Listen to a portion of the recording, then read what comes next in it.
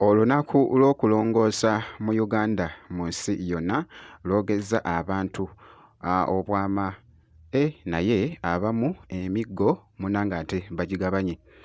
By the way, Bobi Wine avuddeyoko n'alipostinga akatambi ako nga bali mu kutimpula munnanga ate Guy byengenda okubeera nga nkutuusaako. Omuyimbi munnanga ate King Saha abadde munnanga ate era byakakasa ku lunaku luno munnanga ate olw'okulongoosa mu nsi yonna. Bampita Jaminati nsinza ku Jaminati Yogi wabula vidiyo gimpeere like kasita obeera nga tonnaba kosa ate n'okusubscribinga kibeere nga kitambwira ddala. So obumu munnanga ate ku butambi obugeetize vayiro.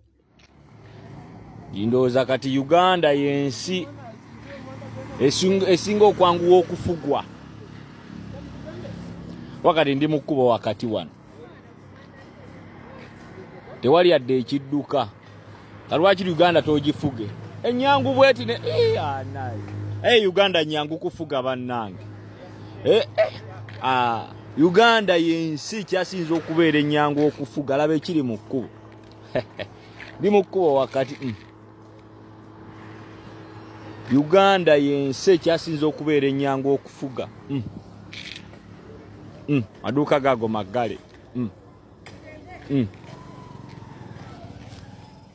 Muganda wange kibadde kikambwe nnyo nga bw'ogezaako okulaba. Ekisooka neeyongedde okutya Omunnayuganda. Omunnayuganda basindise direct order muggaleewo mudde ku makubo mulongoose. Neewulire kibaddewo. Ka vidiyo kenkulaze wano wansi kalaga nti abakozi ba gavumenti bokka be bali mu kulongoosa eggwanga. Weebuuza bamala oba tebamala? Omunnayuganda asigadde waka nga yeebase. Agambye Omunnayuganda agambye esaawa kazituuke zibalagidde beebalanike bagende bakole. Omunnayuganda mukoowu. Bannayuganda bakoowu basinze direct order tebagigoberedde. Bagambye buli Munnayuganda vaayo kwatoweeyo otandika okuwera olongoose bw'okolera. Baganye. Omunnayuganda mulaba edduka bannange. Wabula omukulu munnanga ate Bobi Wine avuddeyoko n'alipostinga akatambi kano era ng'abaana bakatambuzza nnyo. By the way, akatambi ako kabadde ku TikTok kapostingiddwa munnanga ate ku TikTok. Bobi Wine n'avaayo munnanga ate n'akalipostinga ng'alaga munnanga ate obutali bumativu ku nkuba oba ku nkwata gye baakwaseemu Guy ono nga bw'ogezaako okulaba nga bali mutimpula. Kino Honorable Nabbanja ne gavumenti ya Mwai Museveni obwedda kye munoonya. Mwe mubeerawo nga temukubye ku bannayuganda miggo, kubakolako violence, kutulugunya bannayuganda, kubasiba, kubatta, temuwulira mirembe. Kino bwedda kye mulinze mulabe nga bannayuganda bakaaba. Mazima ddala mukkakana mutya ku civilian atalina yadde ekissi. Omusajja eyetambulira ebibye tomanyi bwe yasuze. Musajja watu alabika yasuze mulwadde akedde talina myadde transport agenda mu ddwaliro mumukakanyeko mumukubye emigge gijula okumutekati bwafiira awo ng'olw'okuba ayise kakasasiro nga takalonze. Bino bye mwagala okulaba ng'ensi efaanana bweti. Bannange muswaza mututamiza Uganda. Honorable Nabbanja agala tugamba gwe wogo weekolera emirimu.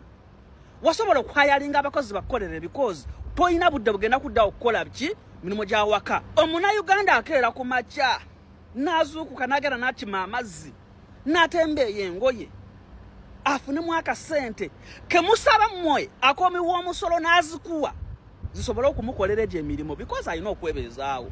Naggwe n'otafunamu yadde kafansonyi gamba nti Munnayuganda oyo asasula omusolo sente z'akasasiro azisasula n'omukakkanako n'omukuba ng'olinga alabanga akuba ente ekisolo atalina makulu.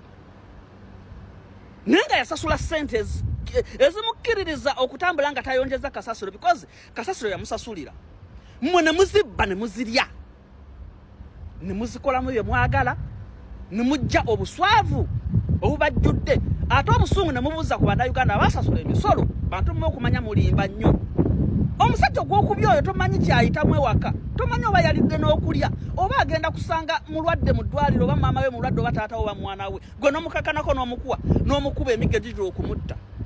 Mbu waleese directive olunaku olw'enkya tugenda kuyonja, wazze ka TV ko nobo bu YouTube channel bwammwe ne mwogera mu gavumenti enkya etadde olunaku lwa kuyonja. Mumulowooza buli muntu alina obudde obubeerawo ku TV okulaba ebigenda ku media. Musajja wattu alabika teyalabye na bigenda ku media, nga talina na budde, talina na zigula data. Mmwe temusobola kuteekawo kintu ne kikola yadde ogamba Airtel oba MTN bannange olunaku olw'enkya tugenda kukola bwe kiti, buli simu mugiteekeko alert. Temusobola kubanga temusobolerako ddala, temulisobola.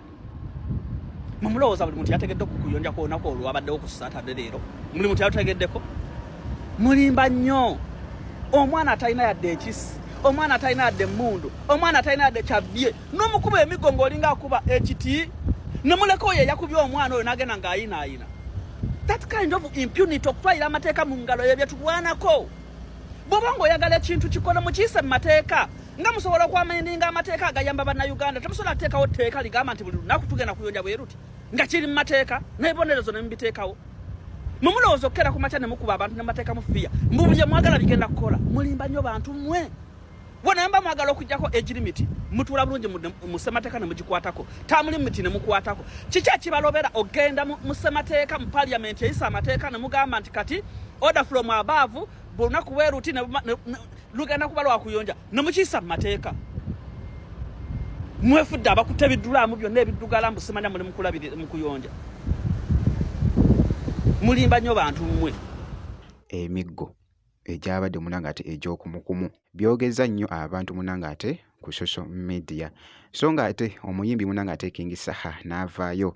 Kaakati nno omuyimbi King Saha akoze statement n'agamba nti nno okulongoosa kko twandirongoosezza naye Muwanga Kivumbi aliwa. Okwera mutugamba tuwere naye Muwanga Kivumbi aliwa. Ye teyandiyagadde kwera.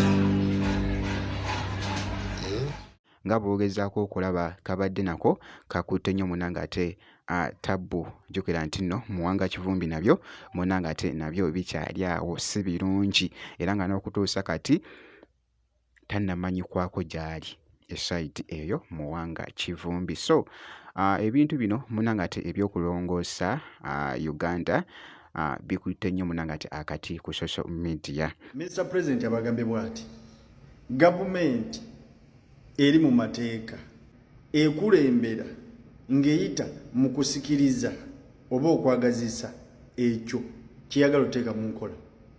Gavumenti eri mu mateeka oba gavumenti eyalondebwa abantu. Naye ate gavumenti ng'eyannakyemalira eyeerayiza obwerayiza ekolera kukukaka, kukufoosinga ekitali kituufu. Tosobola kera ku makya n'ogamba bannansi mbu kati sawa ya kulongoosa kibuga, sawa ya kwera kibuga, nga waliwo department eya KCC ekwasaganya omulimu ogwo, nga bannansi boolagira okulongoosa ekibuga tubawadde yadde n'olweyo, yadde ne gloves, yadde ne gambutusi ezigenda okuba nga zirongoosa emyala. Tebalina experience mu ebyo, ng'ate tugamba nti ne Uganda bw'eggwanga lyaffe waliyo obulwadde bw'Ebola, obanga agamba abantu bongere okulwala oba okufa.